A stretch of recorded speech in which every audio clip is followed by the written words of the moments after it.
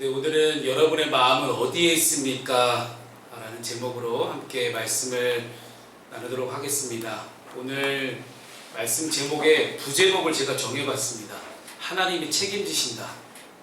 부제목입니다. 하나님 책임지시니 여러분의 마음이 지금 현 주소가 어디에 있는지 함께 고민해보고 함께 여러분 마음을 좀 돌아볼 수 있는 그런 시간이 될 수 있기를 소망합니다. 특별히 여러분 주변에 걱정 인형 한 명씩 계시죠? 네. 내 옆에 있는 사람 혹은 나 자신이 될 수도 있고요. 온갖 세상의 걱정으로 살아가는 수많은 걱정 인형들, 그 걱정 인형들에게 오늘 말씀을 꼭 전달해 주시길 바랍니다. 오늘은 걱정 인형들을 위한 그런 말씀입니다. 걱정하고 근심하고 염려하지 말고 오직 하나님이 책임지시고 함께 하실 것들을 믿고 살아가자는 그런 이야기입니다. 자, 우리는 염려라는 공기를 마시며 살아갑니다. 생활비 걱정, 건강 걱정, 자녀 걱정, 노후 걱정, 관계에 대한 걱정, 불확실한 내일에 대한 걱정. 머릿속은 분주한 계산으로 가득하고요. 늘 마음은 불안함의 경계에 서 있습니다. 그런데 오늘 예수님은 제자들에게 분명하게 말씀하십니다. 너희는 목숨을 위하여 무엇을 먹을까? 몸을 위하여 무엇을 입을까? 염려하지 말라. 이어서 이렇게 확증하시죠. 아버지의 기쁘신 뜻은 너희에게 그 나라를 주시는 것이다. 오늘 이 말씀이, 이 두 구절 말씀이 21절과 32절 말씀이 가장 핵심적인 말씀이라고 볼 수 있습니다. 이 두 구절의 말씀을 가지고 우리가 오늘 이 말씀이 단순히 심리적 위로만 얻고 심리적인 평안만 얻어가는 그런 말씀이 아니라 진짜 살아계신 하나님 아버지의 약속을 내가 오늘 받고 가는구나 라는 그런 예배가 될 수 있기를 소망합니다. 여러분, 대부분 교회 오시는 분들, 많은 분들 중에 믿음이 적은 분들, 아니 믿음 생활 시작한 지 얼마 안 되신 분들의 특징이 있죠. 네, 그저 교회에 왜 가십니까? 라고 물어보면 평안을 얻기 위해서, 평안하려고 교회 간다라는 대답을 많이들 하십니다. 그런데 여러분, 단순히 평안만 얻으려면 교회만 온다고 될까요? 교회에 오지 않아도 다른 데 가도 평안함을 얻을 수 있습니다. 경치 좋은 데 가셔도 좋고, 여행을 가셔도 좋고, 아니면 진짜 교회나 기독교 말고 절 가셔서 스테이 하시든지 굉장히 얼마나 마음 평안했는지 몰라요. 짹짹거리는 그런 새소리 들으면서 가만히 있으면 여기가 천국이구나, 절에서. 그런데 오늘 말씀은요, 여러분, 그러한 말씀이 아니에요. 단순히 내가 평안만을 얻기 위한 그런 말씀이 아니라 내 삶에, 여러분 삶 속에 진짜 실제적인 필요에 대해서 하나님이 책임지신다라는 복된 선언입니다. 옛날에 그런 거 많았잖아요. 교회 다니면 부자 된다. 그렇게 혹해서 교회 오신 분들 정말 많았습니다. 틀린 말은 아닙니다. 네. 하나님이 계속 그렇게 물질의 축복을 부어주시면 아멘으로 받아들이면 이렇게 주님이 줄 수 있겠죠. 부자 된다는 거짓말은 아닙니다만은 단지 우리 목사들이 뻥을 치는 게 있어요. 조건부가 달려있는데 그 조건을 얘기하지 않아요. 처음에 조건 따지고 시작하면 교회 안 오니까 일단은 부자 됩니다라고 일단은 현혹시켜놓고 온 다음에 뭐 떠야 된다, 뭐 떠야 된다, 뭐 떠야 된다, 뭐 해야 된다, 그래야 부자 된다. 그러면 다들 나도 모르게 언제나 하고 있어요. 그렇게 몇십 년 신앙생활 하다 보면 지금 이렇게 앉아 있는 겁니다. 여러분, 오늘 이 말씀이 진짜 내 삶의 실제적 필요에 대해서 하나님이 책임지신다라는 이 말씀이 여러분 믿어지십니까? 근데 진짜 제발 제 담임 목사로서 부탁드리면 진짜 믿으셨으면 좋겠어요. 진짜 제발 이것만큼은 믿으셨으면 좋겠어요. 이 약속을 신뢰하는 믿음을 내가 가질 때는요, 내 마음 가운데 염려를 멈추게 하고 우리의 손을 열어서 하나님 나라를 먼저 구하게 합니다. 이 놀라운 신앙의 신비가 오늘 말씀 가운데, 이 말씀을 믿는 가운데 담겨져 있다는 것입니다. 오늘 본문을 따라서 우리가 왜 염려를 내려놓고 어떻게 하면 내가 하나님 나라를 구할 수 있는지, 그리고 그 길 위에서, 하늘나라 가는 그 길 위에서 하나님이 내 삶을 어떤 방식으로 책임지시는지 오늘 본문의 말씀을 통해서 함께 살펴보도록 하겠습니다. 첫 번째, 염려라는 것은 무력할 뿐입니다. 오늘 본문의 22절 말씀을 함께 읽습니다. 자, 시작. 또 제자들에게 이르시되 그러므로 내가 너희에게 이르노니 너희는 목숨을 위하여 무엇을 먹을까 몸을 위하여 무엇을 입을까 염려하지 말라. 아멘. 일단 예수님 먼저 염려의 문제에 대해서 정면으로 돌파하십니다. 염려하다라는 말이 헬라어로 메린나오라는 단어를 쓰거든요. 근데 이 단어가 마음이 쪼개져서 여기저기 끌려다닌다라는 그런 속뜻이 있어요. 마음이 쪼개져서 여기저기 끌려다닌다. 이 원어대로 말해보면 염려가 얼마나 큰 영향력 있는 단어인지 우리가 확실히 알게 됩니다. 염려는 우리 마음을 산만하게 만듭니다. 그리고 집중을 못하게 만들고 우리의 시선을 분산시킵니다. 이것도 왔다가 저것도 왔다가 근데 이거 봐도 걱정 저거 봐도 걱정 그냥 걱정투성인 거예요. 그래서 주님은 이렇게 말씀하시죠. 목숨이 음식보다 중하고 몸이 의복보다 중하니라. 무슨 얘기냐면 당장 내 눈앞에 문제와 필요가 아무리 커 보여도 우리의 생명 그 자체는 더 크고 그 생명을 주시고 붙드시는 분이 하나님이시니 하나님께 온전히 맡겨놓고 내려놓으라는 것입니다. 그런데 이거 뭐 이렇게 염려 내려놓는 게 하루아침에 되나요? 그렇죠? 염려를 내려놓는다는 게 쉽지가 않습니다. 우리 이 자리 가운데 저보다 오랜 신앙생활 하신 분들 많이들 계시는데 솔직히 염려를 내려놓는 게 너무 어렵다는 것을 예수님도 잘 알고 계셨어요. 그래서 예수님은 염려가 얼마나 힘이 없는지를 질문으로 드러내십니다. 너희 중에 누가 염려함으로 그 키를 한 자라도 더할 수 있느냐? 여러분 살찌는 거 참 쉽습니다. 그렇죠? 어제 저희 가족이 김치를 다 마치고 이제 저희 어머니가 해주시는 수육을 딱 먹으면서 그 수육의 레시피를 우리 둘째 며느리인 제 아내가 그대로 받아와서 지금 끓이고 있는 거거든요. 네, 어쨌든 그렇게 먹고 나서 성심당에서 사온 빵 또 먹고 그러고서 안산 출발했습니다. 배가 안 고파요. 2시간 40분 걸려서 안산까지 오는데 배가 안 고파요. 얼마나 먹었든지. 아침에 무게를 재보니까 엄청 살이 쪘더라고요. 염려하면 저는 보통 먹거든요. 저만 그런 거 아니잖아요. 그렇죠? 차름 청년 도와주세요. 저만 먹는 거 아니잖아요. 네.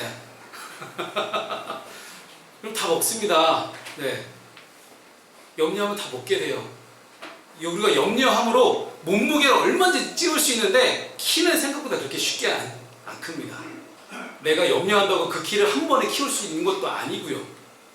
근데 여기서 한 규빗이거든요.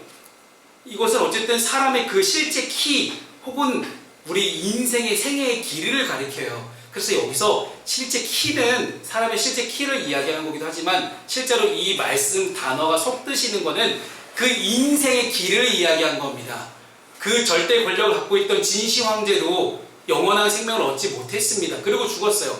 인간 다 죽습니다. 아무리 우리가 염려하고 근심하고 걱정한다고 해도 아무리 많은 것들을 준비한다고 해도 우리는 우리 인생의 길이를 내가 내 마음대로 늘릴 수가 없습니다. 요지는 분명합니다. 아무리 내가 근심하고 걱정해도 생명의 길이에 한 뼘도 우리가 더할 수 없다라는 거예요. 그런즉 가장 작은 일도 하지 못하면서 어찌 다른 일들을 염려하느냐라고 오늘 본문 26절은 말씀합니다. 다시 한번 정리해보면요. 염려는 능력이 없습니다. 삶을 더하지 못하면서 에너지를 소모하기만 하고 내 기쁨을 빼앗아갑니다. 염려는 계획이 아닙니다. 많은 분들이 염려를 계획으로 착각하시는 분들이 계세요. 저처럼 MBTI ESTJ, 극 J거든요. 모든 걸 완벽하게 계획형으로 살아가는 저도 염려를 계획으로 착각하시는 많은 분들을 만나게 됐어요. 이거는 자기가 자기 인생에 대해서 정말 계획을 잘 세우는 거지 이게 어떻게 염려라는 거예요. 사실 이것을 구분하기 참 쉽진 않거든요. 그런데 하나님이 허락하신 것 안에서 내가 내 마음의 욕망을 분출하지 않고 주신 것 안에서 감사하면서 내가 계획을 세우고 있느냐, 이게 기준점입니다. 여러분, 내 삶에 감사가 없는 계획성은 다 염려가 대부분의 가능성이 높습니다. 그래서 염려는 과열된 상상력이다라고 보시면 됩니다. 다행히 제가 상상력이 뛰어난 애는 아니라서 그냥 S로 잘 살아가고 있지만, 어찌됐든 여러분, 내 염려가 절대 계획이 될 수 없음을 여러분 분명하게 함께 이해하고 갔으면 좋겠고요. 29절 말씀 예수님이 또 하나 중요한 단어를 말씀하십니다. 구하지 말며 근심하지도 말라. 염려도 하지 말고 근심하지도 말라는 거거든요. 근심하다는 단어가 메테오 리조마이라는 단어를 써요. 허공에 떠 있다는 뜻이에요. 허공에 떠 있다. 즉 내 마음이 공중에 매달린 듯이 흔들리고 떠다니는 상태, 이게 바로 근심하는 상태예요. 즉 내가 확실하게 붙잡을 수 있는 그런 기둥, 그런 기준, 그런 것이 없으니까 계속 불안한 가운데 흔들리고 있는 거예요. 주님은 그런 상태로 살지 말라고 하시는 거거든요. 왜냐하면 생명의 주인이신 아버지 하나님께서 우리를 흔들리지 않도록 꽉 붙잡아 주시기 때문입니다. 그렇기 때문에 이 메테오 리조마이처럼 그저 정처 없이 세상의 조류에 휩쓸려며 살아가면서 난 누구지? 또 여긴 어디지? 하며 살아가는 그런 삶이 아니라 내 삶의 확실한 기준, 말씀을 붙잡고 살아가는 저와 여러분 될 수 있기를 소망합니다. 그렇다면 이런 주님의 뭐뭐 하지 마라, 뭐뭐 하지 마라는 이 금지 명령은 무책임을 뜻할까요? 아니에요. 나는 뭐 아무것도 하지 말라는 건가? 라고 들릴 수도 있어서 제가 높아지며 말씀을 드리자면, 염려하지 말고 그저 가만히 있으라는 것은 아닙니다. 예수님은 염려를 하지 마라, 근심하지 말라고 말씀하셨지, 우리 인간의 근면성실함과 정당한 수고에 대해서는 절대 금하지 않으셨습니다. 오늘 예수님이 직접 들려주시는 이 예화, 까마귀와 백합화라는 이 두 예화가 분명하게 우리에게 보여줍니다. 오직 우리 주님께서는 우리 마음이 염려에 짓눌려서 하나님을 잊어버리고 내일의 두려움과 공포 속에 살아가는 그런 사람의 모든 생각들을 철저하게 막고 계십니다. 염려는 하나님 자리에 내 계산을 올려놓는 일입니다. 염려가 커지면 믿음이 작아지게 되어 있습니다. 이 말씀을 기억하시면서 그런 창조주 하나님을 믿는 것은 도대체 무엇인가 함께 말씀을 통해 비유로 함께 보겠습니다. 24절 말씀을 함께 볼까요? 자, 24절입니다. 시작! 까마귀를 생각하라. 심지도 아니하고 거두지도 아니하며 골방도 없고 창고도 없으되 하나님이 기르시나니 너희는 새보다 얼마나 더 귀하냐. 아멘. 여러분, 까마귀라는 동물은 사실 이 히브리권 유대 문화 안에서는 굉장히 부정한 사로 여겨졌어요.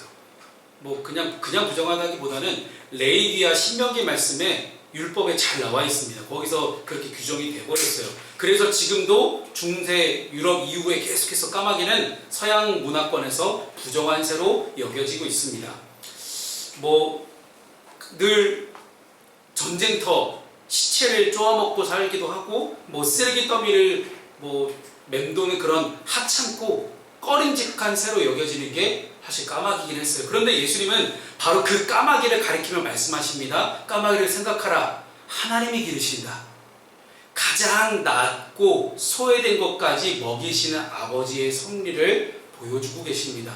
성경 전체에 흐르는 하나님의 뜻은 너무나 분명합니다. 가난하고 소외되고 억눌린 자들, 약한 자들과 함께 하시는 하나님이십니다. 더불어 오늘 누가복음 12장 안에 말씀을 보게 되면, 오늘 본문 말씀 위쪽에 보게 되면 큰 곡간을 짓는 부자 이야기가 나와요.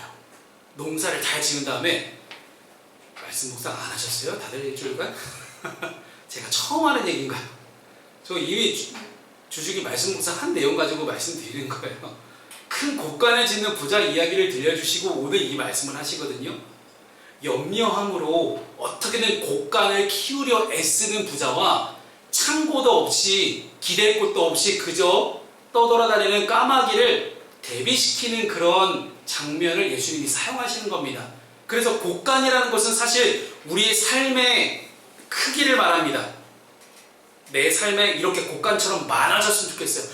커졌으면 좋겠어요. 더 높아졌으면 좋겠어요. 더 위대해졌으면 좋겠어요. 라는 것이 우리 인간의 욕망이겠죠. 근데 그 곳간이 우리 삶을 보증해 주는 것이 아니라 오직 아버지 하나님이 내 든든한 보증이 되신다는 사실, 그 사실을 주님은 분명하게 선포하고 계신 거예요. 그 다음 두 번째 식물이 나오죠. 백합화입니다.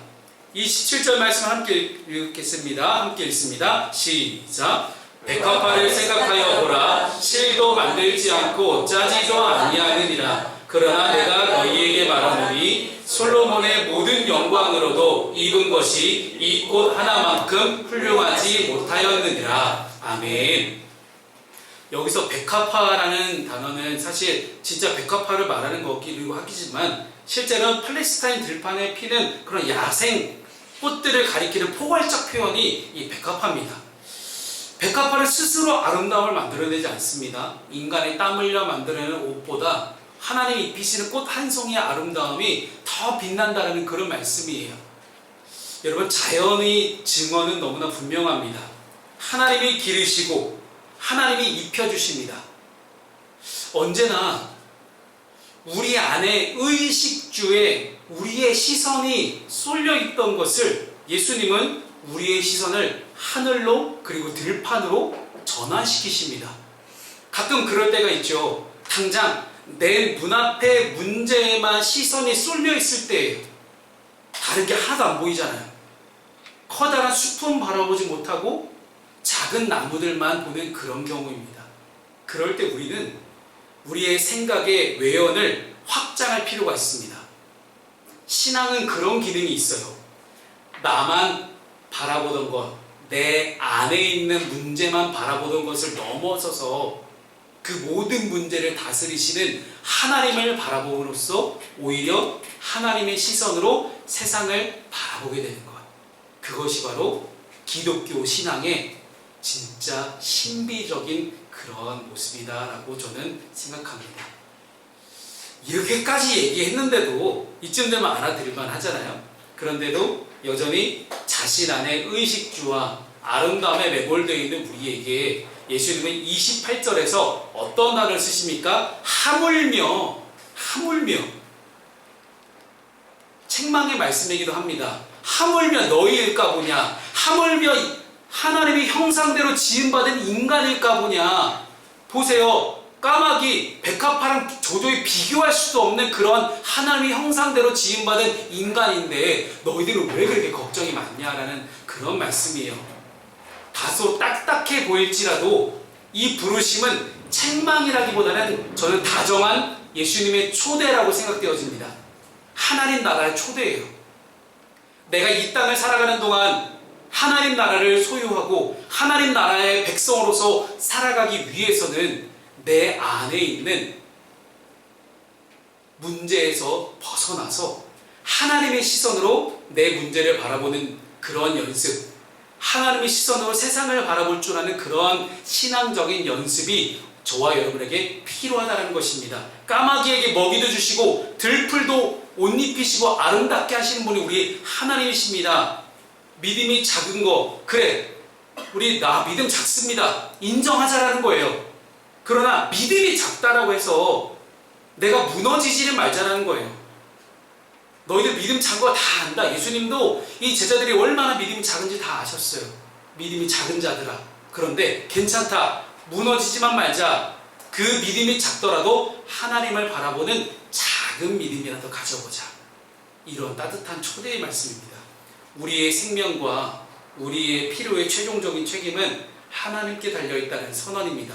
우리의 오늘, 우리의 내일 다 하나님의 선하신 돌봄 아래에 있습니다. 따라서 우리가 더 이상 나는 내가 지켜야 된다, 나 자신은 내가 지켜내야 된다는 그런 강박에서 벗어나서 하나님 아버지께서 나를 지키시고 보호하시고 인도하신다라는 확신 안에서 일하고 열심히 일하고 또 잘 쉬고 또 함께 많은 이들에게 나눌 수 있는 그런 넉넉한 신앙의 신비 배려가 우리 모두에게 있기를 소망합니다. 그리고 이 일들은 다 하나님께서 우리에게 맡기신 일이기 때문에 우리는 청지기적인 사명을 가지고 열심히 일해야 되는 책임 또한 우리에게 있음을 우리가 함께 잊지 않을 수 있기를 소망합니다. 마지막 세 번째는요, 하나님의 나라를 먼저 구하라는 것입니다. 이렇게까지 얘기했으면 이제 염려 그만할 때 됐잖아요, 그렇죠? 이 염려를 그만한다고 얘기하고 있습니다. 자, 염려를 그만합니다. 그럼 뭐 해야 될까요? 우리가 예수 그리스도를 믿을 때도 먼저 내 죄를 고백하고 회개하잖아요. 내 죄를 고백하고 회개한 다음에 그럼 뭐 해야 되는 거예요? 31절 말씀에 이렇게 말씀하죠. 다만 너희는 그의 나라를 구하라. 그리하면 이런 것들을 너희에게 더하시리라. 아멘. 예수님의 산상수훈 말씀에 절대 빼놓지 않고 나오는 유명한 말씀이죠. 여기서 구하라. 제테이테라는 헬라어를 쓰는데요. 현재 명령이에요. 시제가. 계속 추구하라는 그런 뜻입니다. 하나님의 통치와 뜻이 나와 내가 속한 공동체 안에 실제로 그리고 계속적으로 이루어질 수 있도록 하는 것을 내 삶의 최우선순위로 삼고 살아가는 거예요. 이게 바로 하나님 나라 살아가는 백성의 모습이에요. 하나님 나라 어렵지 않습니다. 그래서 여기서 나오는 하나님 나라를 제가 정의해 보겠습니다. 자, 하나님 나라는 내 일상의 모든 영역에서, 모든 영역, 가정도 포함되고요, 내 회사, 뭐 직장, 아니면 뭐 학교, 길거리를 다니는 모든, 나와 마주치는 모든 사람들, 그 모든 삶의 영역을 다 포함합니다. 이 모든 삶의 영역에서 하나님의 뜻이 이루어지는 실제가 바로 하나님의 나라예요. 그래서 이렇게 함께 예배할 때, 아니면 우리가 출근해서 일할 때, 내가 살아가는 내 소중한 가정 안에서, 혹은 돈 문제, 재정의 문제, 혹은 인간관계의 문제, 내 삶 속에서 수많은 선택을 하며 살아가는 그 모든 순간순간마다 하나님이 주인 되심이 드러날 수 있도록 고백하며 선택하며 살아가는 것, 이것이 바로 하나님 나라예요. 그런 방향으로 주님이 내 삶 가운데 오셔서 내 인생의 주인이 되셔서 예수님이 나라면 어떤 선택을 하실까? 이 선택의 결과를 나에게 영광 돌리는 것이 아니라 우리 주님께 영광 돌리는 선택은 과연 어떤 선택일까 하는 그 생각을 하면서 선택하고 움직일 때 하나님 아버지께서 저와 여러분의 필요를 책임지신다는 사실입니다. 이것이 바로 하나님 나라입니다. 그런 하나님 나라 추구하는 사람에게 어떻게 하신다고요? 더하시리라. 하나님이 덧붙여 주신다는 거예요. 우리가 잡으려고, 그토록 잡으려고 애쓰고 쫓아갔던 그 모든 것들이 하나님 나라를 쫓아가다 보니, 하나님 나라를 쫓아가는 그 발걸음 뒤에 자연스럽게 내가 쫓던 모든 것들이 뒤따라오기 시작한다는 거예요. 내 능력으로, 내 힘으로, 내 계산으로 얻어보려고 했던 그 모든 것들이 하나님 나라의 기준과 가치관으로 살다 보니 아무런 내 노력 없이, 아무런 내 공로 없이 그저 하나님의 은혜로 내려주심을 경험하는 것, 그게 바로 죽기 전에 우리가 이 땅을 살아가면서 경험하는 하나님 나라입니다. 그렇게 오직 은혜로 내려주시는 이유에 대해서 예수님은 32절에 뭐라고 말씀하시냐면 하나님 아버지께서 그것을 기뻐하신다. 아니 어떻게 이렇게 공짜로 이렇게 은혜가 주어집니까? 너무 신기하지 않아요? 근데 그게 바로 하나님 나라를 우리에게 너무나 주고 싶어 하시는 하나님의 유일한 기쁨이라는 거예요. 하나님 나라는 우리가 열심히 하나님 비나이다 비나해서 얻어지는 그런 나라가 아니라 아버지 하나님께서 기꺼이 내어주시는 유업입니다. 유산이죠. 하나님의 나라가 내 안에 임하기 시작하잖아요. 그러면 내가 먹고 살고 죽는 것에 대한 두려움이 더 이상 내 삶을 통치하지 못한다라는 것을 오늘 본문은 분명하게 이렇게 말씀합니다. 그러면 그렇게 하나님 나라를 소유한 사람은 어떻게 살아갈까요? 어떤 모양으로, 어떤 모습으로, 어떤 가치관과 어떤 기준으로 살아갈까요? 이 사람이 정말 하나님의 나라에 살고 있는 사람인지 아닌지 어떻게 알 수 있는지 아세요? 그게 바로 오늘 본문의 33절 말씀입니다. 함께 읽습니다. 자, 시작. 너희 소유를 팔아 부재하여 낡아지지 아니하는 배당을 만들라. 곧 하늘에 둔 바 다음이 없는 보물이니 거기는 도둑도 가까이 하는 일이 없고 좀도 없는 일이 없느니라. 아멘. 예수님은 절대로 가난을 미워하시거나 그리스도인들은 무조건 가난해야 돼 이렇게 말씀하지 않으셨습니다. 돈 자체를 나쁘다고 하신 적은 없으세요. 돈 필요하죠. 그런데 돈을 숭배하고 돈을 쫓아 살아가는 것은 악하다라고 하십니다. 그리고 돈을 사랑함이 일만 악의 뿌리가 된다고 말씀하시거든요. 근데 오늘 본문의 말씀은 어떻게 해석해야 되냐면 우리의 마음의 염려 때문에 내가 움켜진 손, 내 거야! 라고 움켜졌던 그 모든 손을 펴서 내가 아닌 누군가의 필요를 채워주는 쪽으로 삶을 돌리라고 말씀하시는 거예요. 그때 우리 안에 어떤 게 생겨나느냐? 낡아지지 않는 배낭, 즉 쉽게 헤어지지 않는 하늘의 지갑이 생긴다는 거예요. 예전에 안상이가 저한테 그러더라고요. 목사님, 월급을 받았는데 없어요. 분명 월급 받았대요. 저희 지금 월급 제일 많거든요. 우리 청년부에 하면서 제가 월급 제일 많아요. 근데 남아있는 수중에 남아있는 돈은 요한이보다 적은 거예요. 그래서 이게 어떻게 그렇게 되냐? 그러니까요. 저도 신기해요. 들어오면 다 나간다는 거예요. 근데 만약에 그 들어오던 돈이 안 나가고 다 막혀있다고 생각해봐요. 진짜 이제 와서 우스갯소리로 한 얘기지만 일본어로 돈 안 쓰고 그거 잘 모아놨으면 어땠을까? 그래가지고 그냥 진짜 그냥 웃자고 하는 얘기입니다. 이제는 이제 지난 얘기니까. 네. 아니 은진이 열심히 준비하고 지금 결혼 준비하잖아요. 그럼 얼마나 착해요, 기특해요. 근데 우리 안상이 그쵸? 네. 그러니까 이게 마치 쉽게 헤어지는 그런 지갑처럼 마치 구멍 뚫린 지갑처럼 자꾸 돈이 새요. 그랬다는 거죠. 막 어쨌든 쫓아가다 살아가다 보니. 근데 이게 구멍 뚫리지 않고 그 지갑 안에 온전히 다 있다고 한번 생각해 보세요. 하나님께 주시는 놀라운 은혜와 축복과 사랑의 은혜가 여러분의 삶 가운데 그대로 잘 남아있다고 생각해 보세요. 쉽게 사라지지 않는 그 은혜. 그게 바로 오늘 구제야 낡아지지 아니하는 배낭이라는 그런 단어의 뜻입니다. 땅의 지갑은 땅 속에 있는 땅에서 살아가는 그 모든 지갑들은 시간이 지나면 다 낡죠. 잃어버릴 수도 있고요. 도둑에게 털릴 수도 있어요. 그런데 하늘에 쌓이는 보물은 절대 사라지지 않는다는 그런 약속입니다. 결국 예수님은 오늘 본문의 마지막 구절에서 34절 말씀을 통해서 우리가 먹고 사는 문제에 대한 우리 믿음의 원리를 분명하게 보여줍니다. 이 말씀 함께 읽습니다. 34절 시작. 너희 보물이 있는 곳에는 너희 마음도 있으리라. 아멘. 우리의 마음은 늘 보물을 따라갑니다. 뭐예요? 나에게 가장 소중한 것. 거의 대부분 돈이 많죠.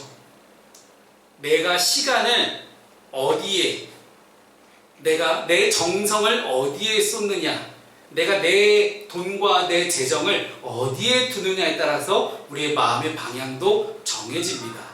그래서 먼저 하나님의 나라를 구하고 그 나라를 향해 우리의 작은 보물들을 조금씩 옮겨놓는 거예요. 그러면 내 마음이 자연스럽게 하늘을 향하게 됩니다. 염려는 내 마음을 내일의 위험으로 몰고 가지만 믿음은 마음을 하나님의 나라로 이끌어줍니다. 그리고 그 하늘 가는 길 위에서 아버지 하나님이 분명하게 책임지십니다. 그 책임지시는 아버지 하나님을 믿고 오늘 말씀을 함께 우리 정리해 보겠습니다. 자, 하지 말라는 거 되게 많습니다. 염려하지 말라, 두려워하지 말라. 그런데 주님은 어떤 말씀을 하세요? 그 뒤에 나오는 거, 그의 나라를 구하라, 하나님 나라를 구하라, 그리고 팔아서 구제해라. 이 말씀들이 사실 좀 무겁습니다. 많이 무겁게 느껴지시죠? 근데 그렇게 여러분 좀 마음이 무거워지더라도 좀 기억해 봤으면 좋겠어요. 이 모든 명령의 바탕에는 한 가지 약속이 서 있습니다. 아버지의 기쁘신 뜻은 너희에게 그 나라를 주시는 것이다. 내가 미처 이해하지 못하고 믿음으로 그거를 받아들이지 못했을 뿐이지 이미 하나님 나라는 우리 가운데 와 있다라는 거예요. 예수님은 복음서에서 반복해서 말씀하십니다. 회개하라, 하나님 나라가 가까이 왔다. 어떻게든 우리가 하나님의 나라를 우리에게 주시고자 애쓰시는 우리 주님의 마음이, 우리 하나님의 마음이 느껴지십니까? 그리고 마침내 그 하나님의 나라를 내가 누리게 되었을 때 기뻐하시는 아버지 하나님의 마음이 느껴지십니까? 어떻게든 나로 하여금 하나님의 백성으로 살게 하시려고 계속해서 우리를 도우시려고 노력하시는 성령님의 마음이, 그 감동하심이 여러분 느껴지십니까? 하나님은 아버지로서 우리를 책임지십니다. 오늘 지연이한테 아침에 뭐 먹었어? 했더니 엄마가 스팸도 주시고요, 계란 후라이도 주시고요, 막 이렇게 지난주 새로 한 김장김치도 먹고요. 그냥 김치라고 안 해요. 새로운 김장김치. 네, 수식어를 잘 달아줬습니다. 엄마가 지연이가 원하는 거 다 알고 계셨네. 하나님 아버지가 다 알고 계셔. 지연이가 어떤 삶을 살길 원하시는지, 무엇을 원하는지 다 알고 계시단다. 그러니까 하나님 잘 믿어야 된다. 그렇게 오늘 청소년부 예배를 제가 마쳤습니다. 까마귀와 들에 있는 백합화 같은 들꽃들도 아버지가 잊지 않으십니다. 그런데 자녀된 우리를 하나님이 어떻게 잊으시겠습니까? 하나님이 책임지실 것을 믿고 염려를 내려놓고 우리의 마음을 오직 하나님께 둘 수 있는 저 여러분 될 수 있기를 주님의 이름으로 축복합니다.